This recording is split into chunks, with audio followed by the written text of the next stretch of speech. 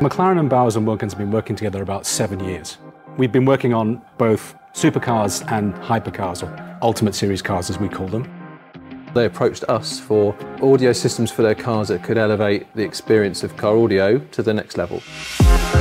We're both pretty good at what we do in our respective spaces. But I think more than that, it's about the pursuit of that perfection from a technological perspective, from an innovation perspective. That makes us very comfortable with partners in that space. We think about performance first, and then price points are an outcome of that performance level. And I think that's a similar way of thinking about McLaren. The delivery of performance puts them in a luxury space, but that's not necessarily what either brand seeks. It's just how we operate and how we think.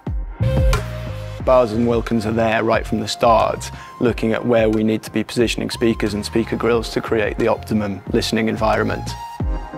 The McLaren engineers are fighting for every gram of weight that they can save, whereas we're fighting for as much real estate, as much volume as we can get. And those are two conflicting areas. We're both going to fight for what we think is right. But I think that's how you make a better product, and I think that's been the outcome. It's got to be the best on the market.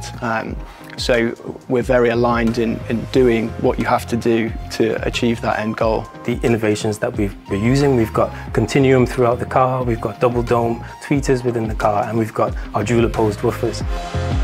A cursory examination of a McLaren car, and you really start to understand the choices that have been made in terms of process and materials, the carbon fibre monocoque to give the stiffest, lightest possible structure to allow the car to deliver on its performance goals.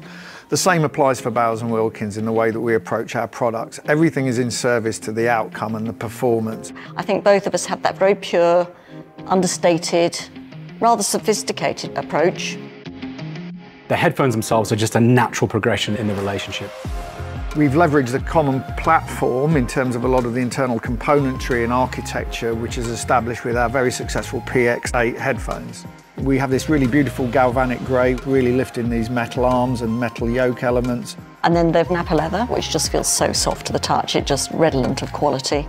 And that's really in harmony with the papaya anodized decorative band which runs through the headphone, which really draws you to the user interface. But also as a little kind of almost secret hidden surprise when on the inside of the earphones, then you've got your little flash of papaya that's a very private element just next to your skin.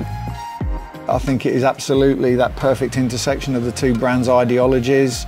The listening experience, I mean, Bowers and Wilkins just blow me away. It makes a statement in a design sense, in a material sense, in a finish sense, and it says very clearly, this is not the conventional Bowers and Wilkins product. You get a real sense of both brands in the experience of just even holding them. It just makes sense.